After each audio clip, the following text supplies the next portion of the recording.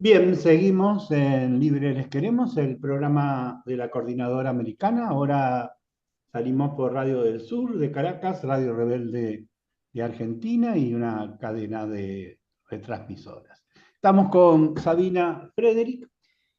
Bueno, es una antropóloga académica que ha tenido experiencia de gestión en el gobierno. Pero más que todo hoy vamos a acudir a su fase de cientista social, de observadora, de pensadora, ¿no?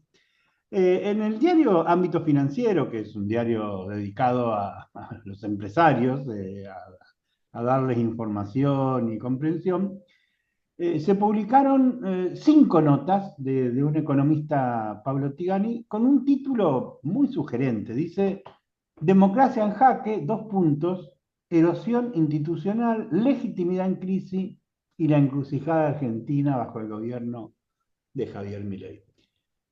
Bueno, me creo como dicen los abogados, estamos eximidos de legitimar el debate sobre, bueno, cómo superamos esta situación de crisis institucional, de descreimiento bueno, en casi todo, ¿no? Para ser reales. Así que bueno, te pedimos una opinión.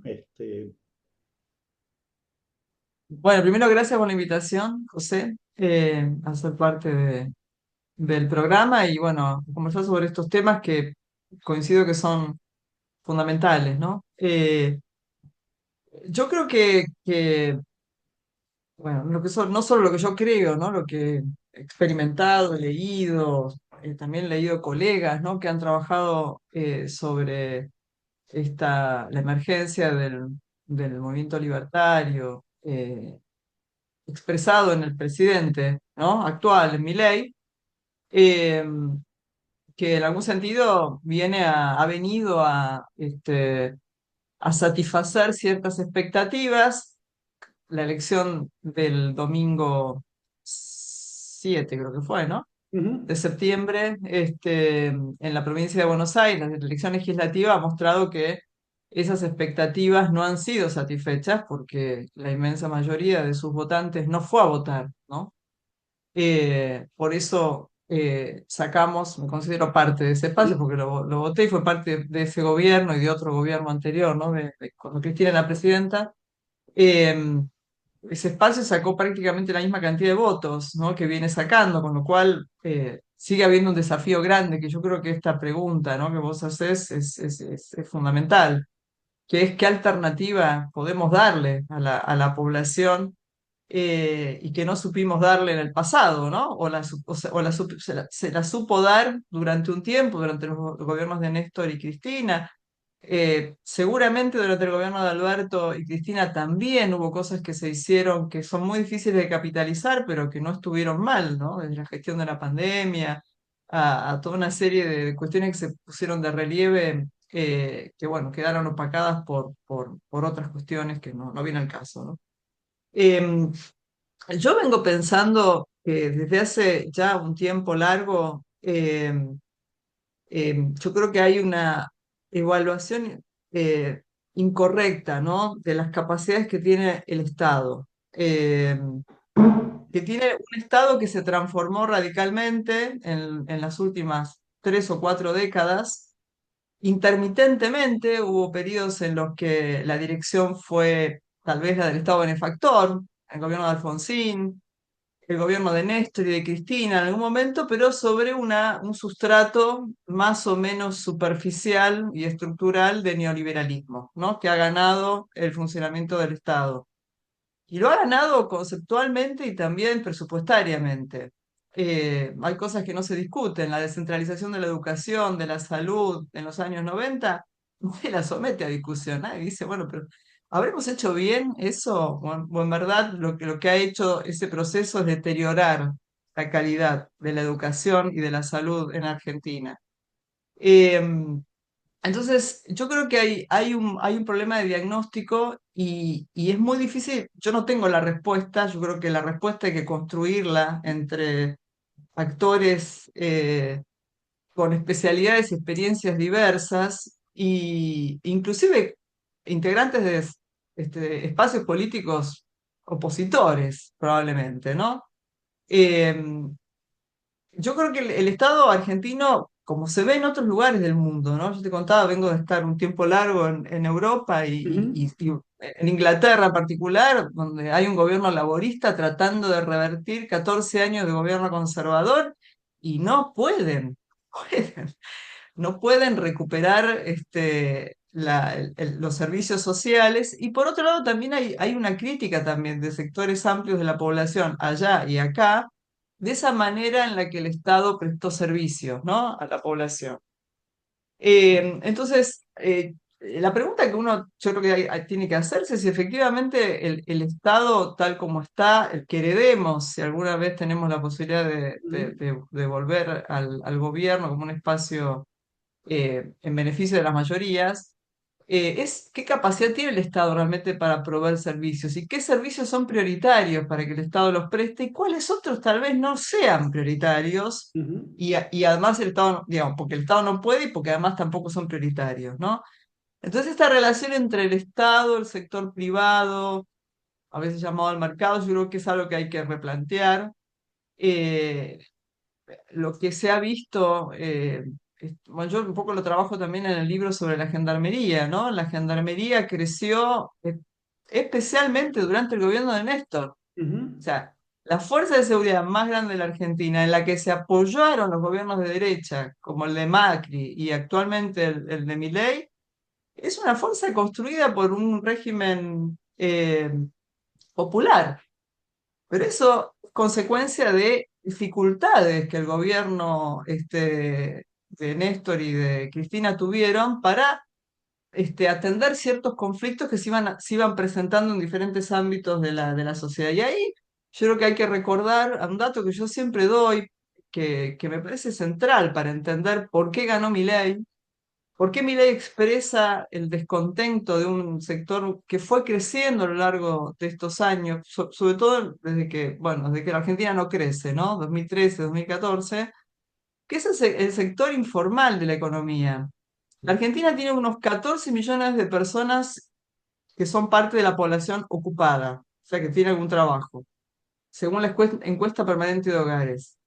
Ese número hoy está en más de 7 millones, perdón, el número de personas sin aportes a la seguridad social, o sea, sin vacaciones, sin obra social, sin derecho a la jubilación, son más de 7 millones de personas y va creciendo de a 100.000, 200.000 por año.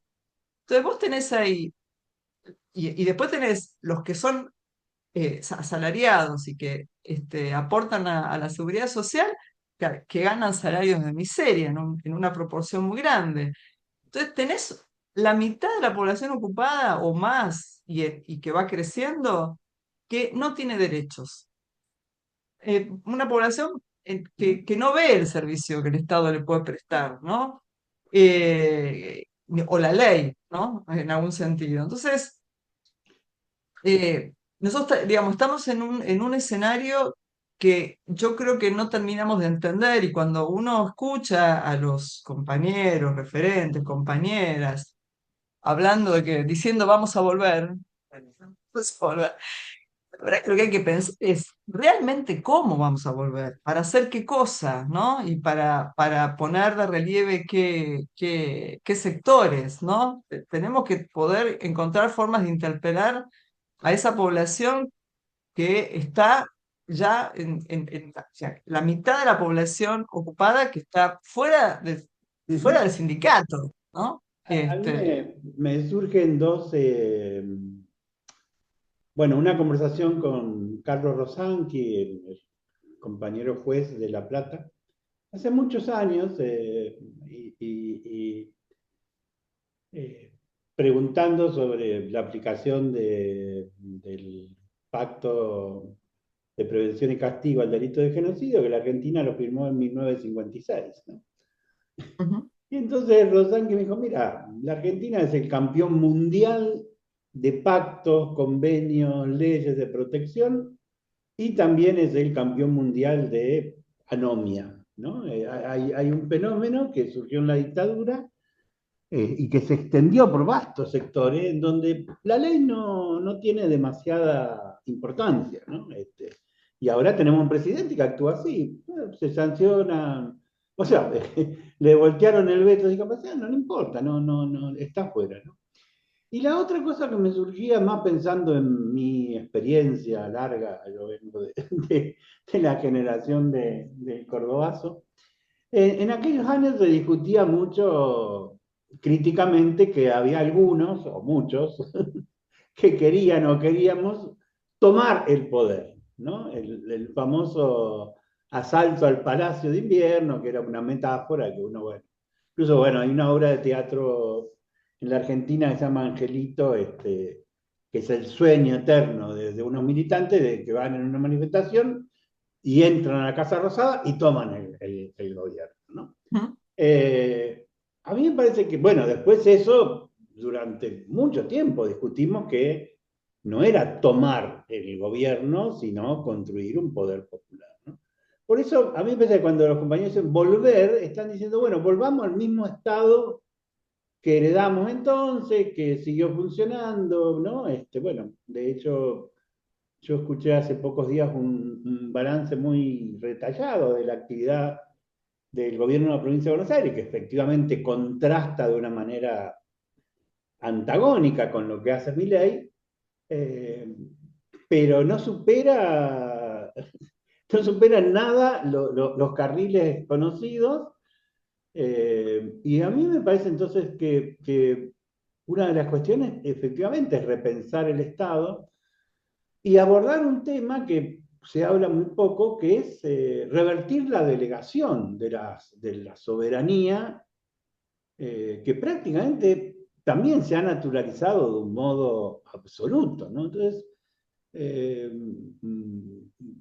por ejemplo, recuerdo que en el momento en que coincidimos en una mesa que habías convocado como ministra de Seguridad, y apareció la idea de incorporar al control sobre el uso de armas letales a las organizaciones de derechos humanos. Entonces, esa idea de incorporar a las organizaciones populares y que ciudadanos hagan experiencias de gobierno, de control. Y más, creo que va a ser el único modo de enfrentar la corrupción que es estructural, ¿no? Eh, Sí. Sí, ahí hablando de la corrupción, yo creo que ese es un tema que para mí es también, ¿no? Merece ser discutido. Hay muchos de los muchas de las críticas al funcionamiento del ¿Mm? Estado, mucho de los cuestionamientos que aparecen por casos de corrupción, que como se ve con este gobierno, ¿no? Que está sometido a una investigación judicial cuya celeridad sorprende, pero bueno, es muy bienvenida.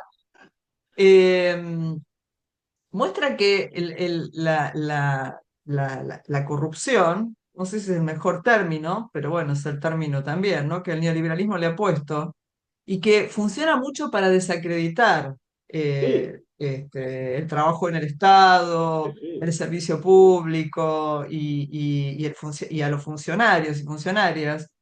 eh, Tiene, bueno, un costado que está asociado a cómo se financia la política, ¿no? Cómo se financian las campañas políticas, cómo se Que financia son de una la magnitud construcción de... exorbitante. No en todos los países del mundo se gastan los millones de dólares que se gastan acá. Claro, pero acá no hay una ley de Claro. financiamiento a los partidos políticos que permita revertir eso. Entonces, hay manotazos, obviamente repudiables. Pero si no, digamos, ahí hay además una decisión de los diferentes sectores políticos a no someter a discusión una ley de financiamiento. ¿Mm? Pero eso permitiría resolver muchos problemas que son parte de la crítica al funcionamiento del Estado. Desde las cajas, la valija, el uso de cargos públicos, el empleo público para compensar favores o bueno. Eso es algo que hay que someter a la discusión para tener un Estado que funcione al servicio del ciudadano y no sea solo un Estado que funcione al servicio de las campañas políticas, porque eso termina, digamos, desmejorando la calidad de los servicios públicos que presta el Estado y también generando esa sensación del privilegio, ¿no? Yo creo que la pandemia también fue un elemento central de lo que permite entender la Sí, existencia de mi ley, porque hay todos los empleados asalariados y los empleados del Estado claro. siguieron cobrando, mientras que el sector informal, que era enorme, eh, inclusive no era considerada esencial. Yo me acuerdo de tener discusión al interior del gabinete cuando se habilitó el uso de los vehículos particulares para quienes no eran esenciales y el servicio público de trenes no podía ser usado por quienes no eran esenciales. Entonces vos tenías que tener un auto para poder, y podía trabajar, y el que no tenía auto no podía trabajar. Una inequidad Ujú. brutal y bueno, eso siguió, y acá estamos, ¿no? Entonces, yo creo que hay muchos temas para Hay, discutir en serio. a- ya que nombraste las cajas, eh, hay un tema que hace muchos años apareció un primer libro muy interesante que era La Zona Gris, eh, creo que Aullero, ¿no? Se llama el sociólogo, ¿Mm? eh, en que hablaba que hay un punto en donde todo se difumina y entre la policía, los intendentes, los empresarios, redes de mafia, de ladrones, etcétera, que se confluye ahí en un punto como gris, justamente, que no es fácil ¿Mm? determinarlo, ¿no? En tu experiencia, que bueno, tuviste a tu cargo la dirección de fuerzas federales importante, ¿existe ese fenómeno de la zona gris? Eh, sí, la zona gris en realidad es un concepto de Guillermo O'Donnell, Ujú, que él habla de zonas marrones, ujú, zonas grises. Bueno, es esa zona donde el Estado ajá, eh, no llega, digamos, ¿no? Donde la normatividad no llega. Hay otras corrientes que dicen que en realidad el Estado, el núcleo del Estado en realidad se puede ver mejor desde esas márgenes, y que el Estado siempre deja márgenes. Uno lo ves en Europa eso, Estados Unidos, ¿no? Y la población migrante, ujú, sobre todo las últimas oleadas de población migrante, son esa zona también claro, gris, ¿no? O fuera sea, ya de sabemos que todo. hay pseudos campos de refugiados, que son campos casi de Ujú, nada, ¿no? Que dejan a las migrantes en una zona totalmente liminal, sin ningún, no están presos, no están integrados, de a poco son deportados, y eso ocurre en Europa, no solo en nuestros países. Mirá, yo no tuve, yo entendí que esto era, o sea, obviamente yo estudié la policía, la gendarmería, y digamos, sabía que existían estas cajas y estas valijas. Ahora, lo que entendí atravesando la gestión es la centralidad que tienen en la definición de políticas de seguridad. No porque impactaran directamente en mi caso, o sea, yo no tuve nunca, sé que hubo funcionarias anteriores, no quiero dar nombres, que tuvieron la mención, la pregunta, se les hizo la pregunta, ¿a quién le damos la valija? ujú. Bueno, yo esa pregunta nunca la tuve, supongo que porque no doy con el Bueno, eso es no, physique du un rol, digamos. reconocimiento Claro, de y que tu bueno, y porque además honestidad. venía Claro, siendo de alguna manera heredera, pero es no, que no, no cualquiera le pide a alguien un favor, ni no cualquiera le propone a alguien un soborno, ¿no? Es así. sabes que es importante esto, porque Ujú, yo no tuve problemas con las fuerzas federales de seguridad, no habiendo tenido de ninguno de ellos la pregunta sobre a quién le ujú, damos la valija. Y el otro día, compartiendo la presentación de una revista con Mariel Fernández, intendenta de Moreno, una persona ujú, que la verdad que yo valoro mucho y que hizo una gestión, ha venido haciendo una gestión en seguridad muy significativa, básicamente porque se ha propuesto bajar los homicidios, reducir la ujú. conflictividad y lo ha logrado. Y a ella le preguntaron por esto, terminó la Ajá, presentación y alguien del público, lleno estaba el lugar, a mí me invitaron a ser parte del escenario, alguien del público le preguntó a ella por esto. Bueno, ¿y qué pasa con esta cuestión de la connivencia y de la corrupción policial? Y ella dijo, mira, me dice, antes de asumir como intendenta, había una de las cosas que más me preocupaba. Hablé con muchos intendentes, o sea, ex intendentes y demás para ver qué hacer en relación con este tema, y uno de ellos le dijo, ¿pero vos vas a ser parte? Porque si no vas a ser parte, no es un problema. Y es lo que hizo. ujú, María Fernández no tiene absolutamente nada que ver con ese mundo y eso le ha permitido gestionar bien a la policía. Ahora, esto no quiere decir que sea fácil ujú, terminar con ese circuito, ¿no? Yo lo vengo diciendo, lo he escrito en el libro ujú, también. La regulación de la violencia la hace la policía a través de medios espurios. ujú, La provincia de Buenos Aires tiene una baja tasa de homicidios en parte por el rol que la policía de la provincia cumple en ordenar el mercado ilegal. Medios espurios, sí. Bueno, fines positivos. Entonces, cambiar eso en términos estructurales es muy difícil. Lo que hacemos, lo que hemos hecho algunos funcionarios, algunas funciones es retirarnos de ser parte, es decir, no cambiar el sistema, ¿no? Por eso digo la diferencia, sino retirarnos de ser parte del sistema. Ahora, las políticas de seguridad en Argentina se pueden entender mejor siguiendo caja, las valijas y los negocios. Y eso define la continuidad de los funcionarios y las funcionarias. Luego del caso de Nilda, y ujú. quien la sustituyó, de hecho, ¿no? Finalmente, y mi caso también. O sea, hay un punto, tenés un punto, hay un límite, digamos, ¿no? Mientras te escucho voy pensando, los otros días que tuve una conversación sobre el mismo tema con el juez Zaffaroni.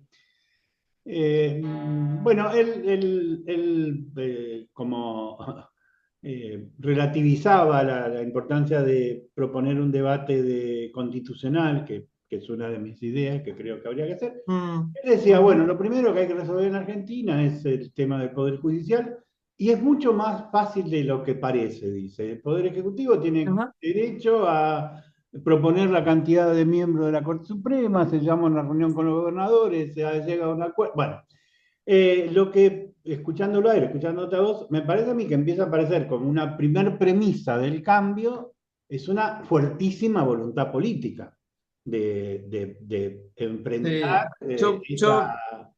esa Yo creo sucesión. que, José, yo creo que para mí la salida de esta situación es tender puentes con sectores que se supone son opositores férreos, digamos, a las posiciones más nacionales populares. Ujú, Seas de donde sea el sector, ¿eh? Yo creo que no es solo la izquierda, sino sectores de centro derecha.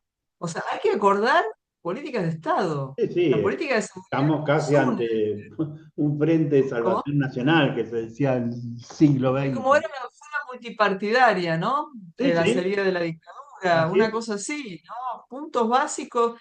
Mira, el otro día escuchaba a Nicolás Massot repudiar el Sí, genocidio en Gaza. Yo sí, sí, digo, sí, sí. o sea, bueno, estamos en un momento, no solo por lo que pasa en Argentina, sino también por lo que está ocurriendo en otros lugares Claro. del mundo, donde hay que juntar voluntades y tratar de construir para adelante, sabiendo que nosotros no podemos volver al estado del primer peronismo.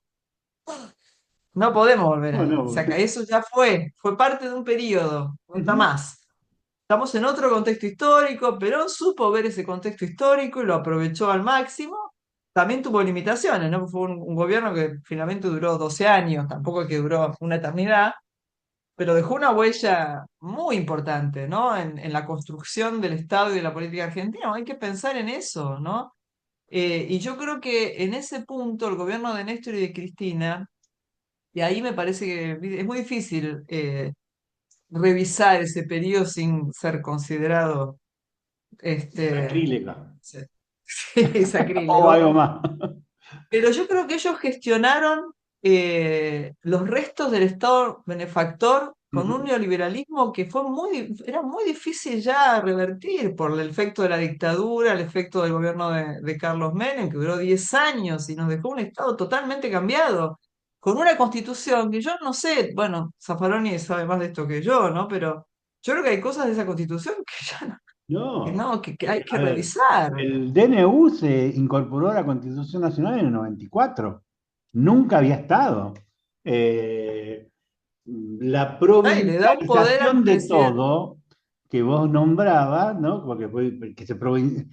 ¿Cuál era el Se sentido? ¿Cuál provincializó. es que transformó a la provincia en los dueños del petróleo y Exacto, facilitó eso que las empresas transnacionales hagan, ¿no? Y además transformó, hay provincias ricas y pobres, ¿no?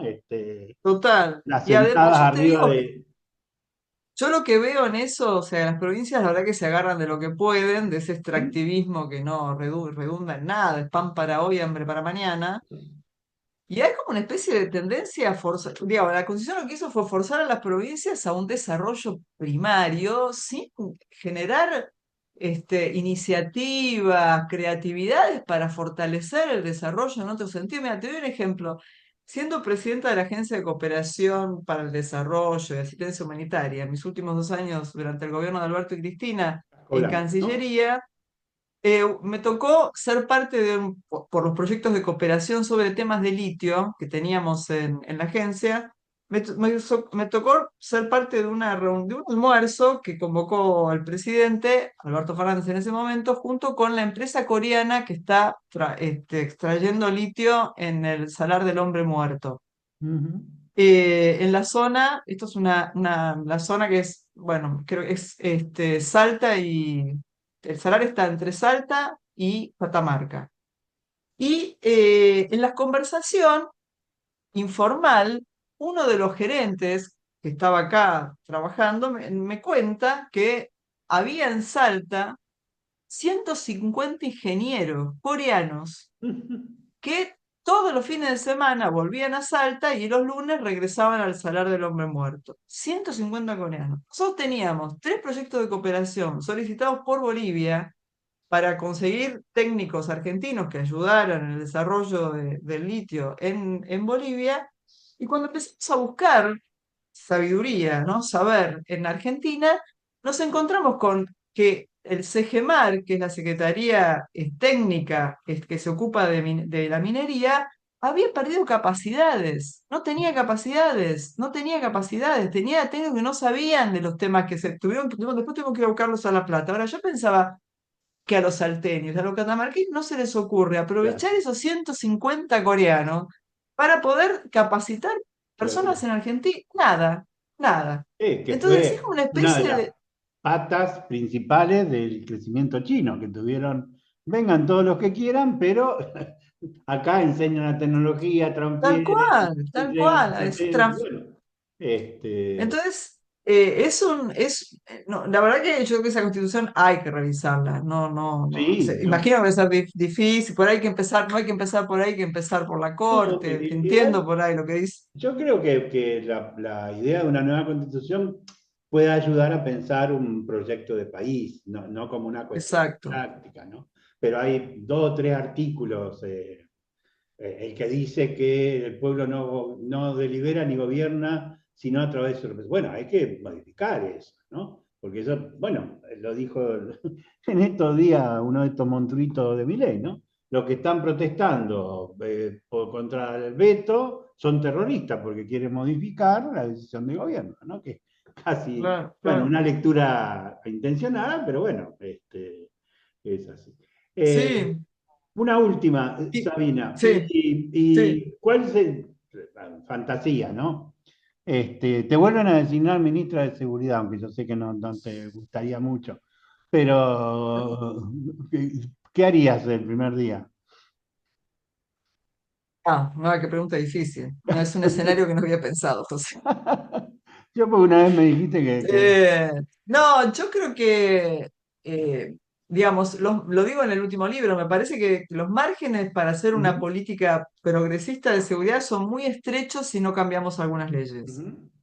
Eh, y las leyes que tienen, la ley de estupefacientes yo creo que es prioridad revisarla y modificarla. Es una ley que generó mucho daño y no resolvió ningún problema, ninguno.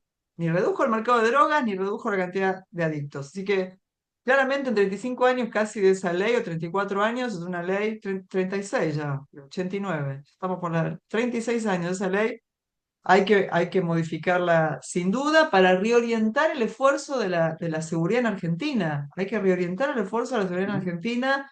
No quiere decir que la droga sea legal, no estoy diciendo eso, hay que cambiar las formas de regulación. Eso requiere obviamente un acuerdo regional y tal vez internacional, pero algunas cosas que se pueden hacer sin duda. Eh, Mira, hay que modificar claramente el modo en que funciona el Consejo de Seguridad Interior.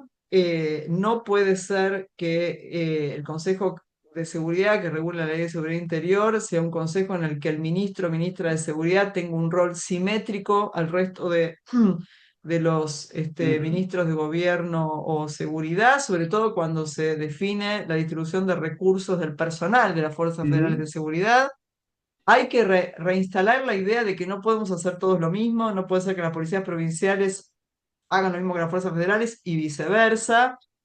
Y hay que introducir mecanismos más transversales de mejora de las policías provinciales, de la policía de la provincia de Buenos Aires, de la policía de Santa Fe, bueno, de las policías de todo el país, pero sobre todo de esas que son las más complicadas. Bueno, Eso es ya lo que se me tendrían ocurre. para hacer un ¿Eh? montón de anuncios, ¿eh? No, y después hay que resolver las cuestiones de bienestar. O sea, no Claro. puede ser que las fuerzas de seguridad y las policías provinciales no tengan el recurso a la Ujú. sindicalización y en ausencia de eso no tengan mecanismos que estén convalidados, consejos de bienestar, Sí, consejos que sí, nosotros sí, sí. implementamos eso y quedó ahí flotando.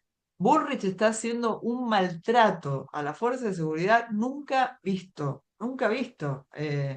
Desde todo punto de vista, del modo en que los despliega, del modo en que les paga, del abuso que hace en la represión del Sí, sí, los personal. engañan Bueno, con es que decir, van a tener impunidad y van yendo uno a y uno. no la están teniendo, No, y no la claro. están teniendo, Y y no la menos están van a teniendo. entonces. Este, bueno, eso solo Bien, para empezar, y por supuesto que va a depender mucho del concierto, dependería mucho del sí, concierto de gobernadores y gobernadoras que haya, que claro. es fundamental eso, ¿no? Por eso digo que el Consejo de Seguridad hay que reformularlo sin lugar a dudas.